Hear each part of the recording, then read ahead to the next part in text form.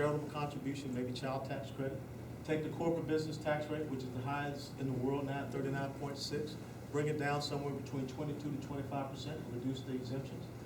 We need to have a triple. We gotta hit a triple on November the 6th, so that when it comes to the lame duck session, we can push those type of reforms that have to go in place by midnight of 31 December or else. Okay? And that's the key thing. We don't want them to have these scorched earth policies. If you just get 2 or 3.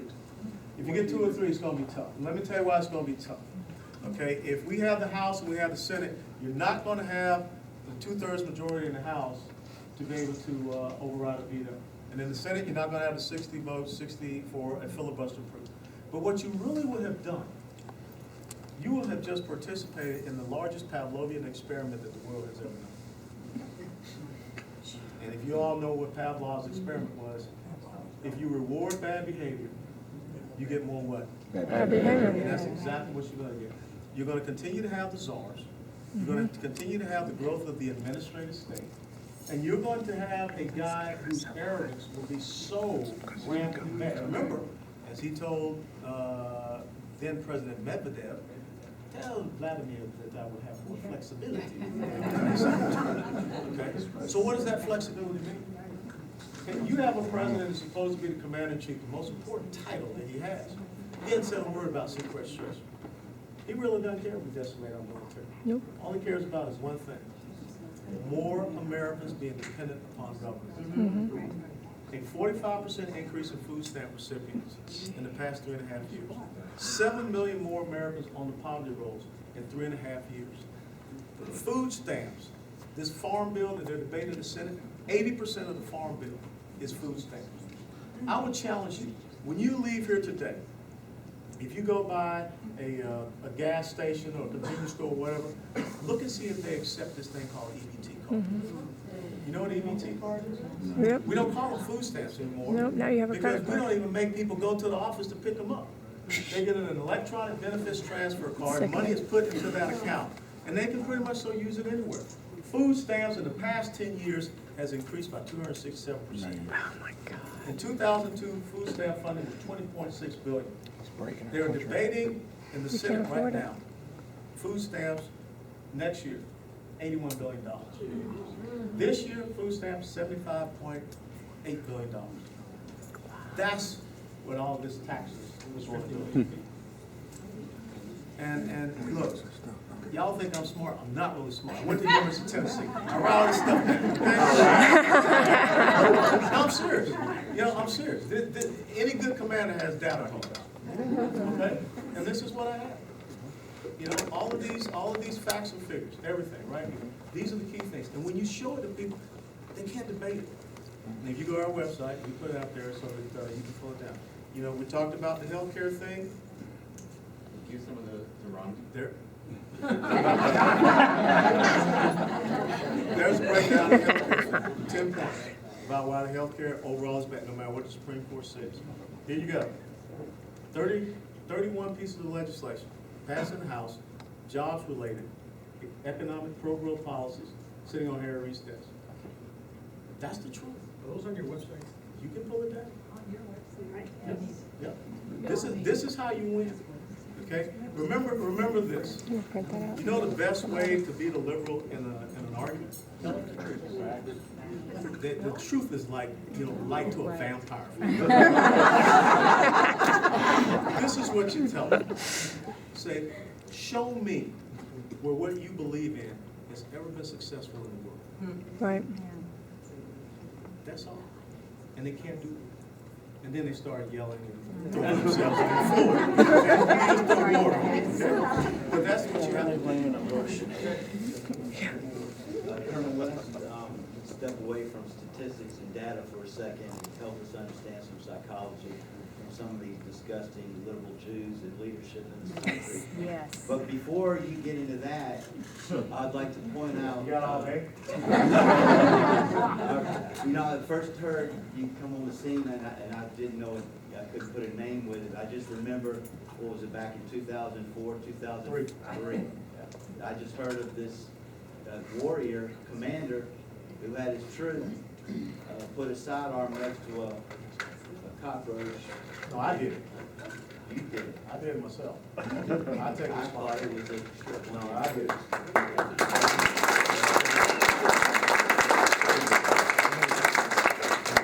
Thank you.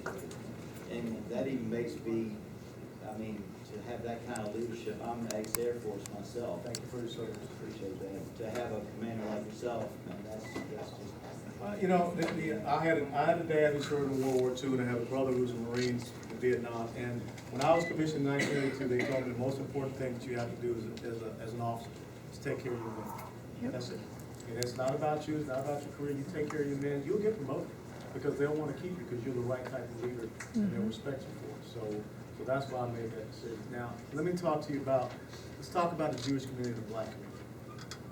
In the Jewish community, there are people whose religion is not Judaism. Their religion is liberalism. Now, you are not going to get the entire Jewish community. Now, what we cannot have is 77 to 78% of the Jewish community vote for the president like they did in 2008. And I don't think that's going to happen. Right now, you look at the polls, it's now somewhere between 60 to 65%. If you keep That's it down so to that crazy. level, you know, if you get it below 60%, let me tell you some hat tip. You got a gold star. No, seriously. You are not, don't think you're gonna go out and get the entire Jewish community. It's just the same with the black community. You know, I had one of those retro, like I said, I went down to Marist, and I went down, you know, had a chili cheese dog and everything at the varsity. And then I went over to my old community, the old 4th Ward, you know, Boulevard right down the hall. And it's a shell of what it used to be. I mean, you used to have vibrant black businesses, families, everything. The churches were packed. I went by my old church, and the parking lot was half full. Okay? Now, you're not going to win the entire black community to the Republican Party. But on a Sunday, the most conservative people in the United States of America are black. And so what you have to do is find those commonalities. You know, we had last week Monday, conservative black forum. It was our second one. And C-SPAN covered the entire 2 hours live, just like they did the first one. And they replayed it that night at 8 o'clock. And what we talked about is urban economic revitalization. And we brought in Ronald Reagan's former economic advisor, Art Laffer. We talked about economic empowerment zones. You know, those are the 20% unemployment in the black community. 37% of black teenagers are unemployed. Look at the incarceration rates. Only 28% of black children have mother and father at home. They're talking about, this is genocidal. But yet, 96% voted this way. However, it's down to right now 88%. If it gets down to 80%, you've done an incredible damage to the Democratic Party. I'm not looking for all of the black community to vote, you know, against the president. But in fact, you get it down to 80%, that's an incredible thing. And that's why, look, I'm the #1 target for the Democratic Party.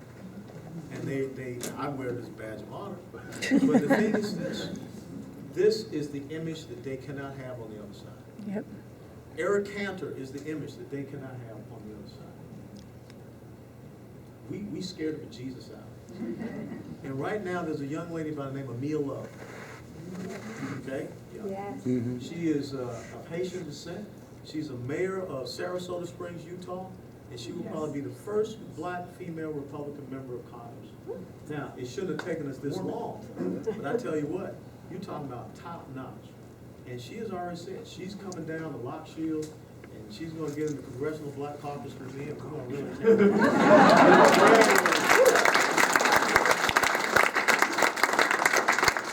Yes, ma'am. Can we get back to Iran for a minute? Iran. Yes, ma'am.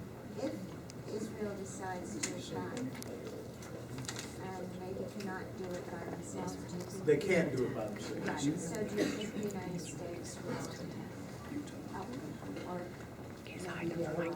Okay, the question she's asking about with Iran and Israel being confronted with having to attack them, can Israel do it by themselves? That question is no. Okay, because you have to look at the overflight, you have to look at the aerial refueling, you have to look at the intelligence sharing, and the only people that have the modern bunker buster type of munitions is the United States of America. But there's a fifth factor that a lot of people don't talk about. That's the day after, if they were to do it. Remember all those rockets and missiles in southern Lebanon, all the rockets and missiles in Gaza? And remember, for the first time in 35 years, they have now been receiving rockets and missiles coming out of Sinai since Hosni Mubarak was deposed. And remember, now, the Muslim Brotherhood runs the Suez Canal. That cannot be debated. So Israel has to have the stars and stripes coming across the Mediterranean as a willing and forceful ally. Will this president do that? I don't think so. No. I just don't. And as a matter of fact, I will tell you that the reason why you have Muslim Brotherhood and Salafists in control, who are, the Salafists make the Muslim Brotherhood look like, you know, everyday kind of guys, okay? When he went to Cairo, not Cairo,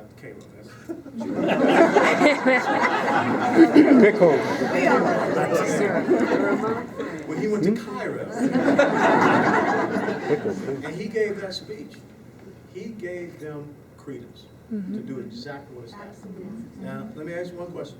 When has he been to Israel as president? Has not. 0. Okay, go back and look at the speech that he gave to the assembly in Turkey. Look at the speech he gave in Cairo.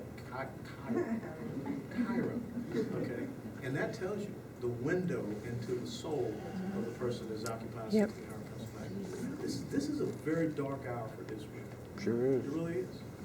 And if you saw the statement that came from the White House today, they did congratulate Mr. Morsi for him winning the election. And Jay Carney, this is just so, it's unconscionable. Jay Carney said he hopes that the Muslim Brotherhood will take into account the other minorities in the country and that they will work together to form a government that will. They're the Muslim Brotherhood. They're the ones who said they wouldn't run a person for president, and what did they do? It's a word in Arabic called taqiyya. Taqiyya means to lie to non-Muslims.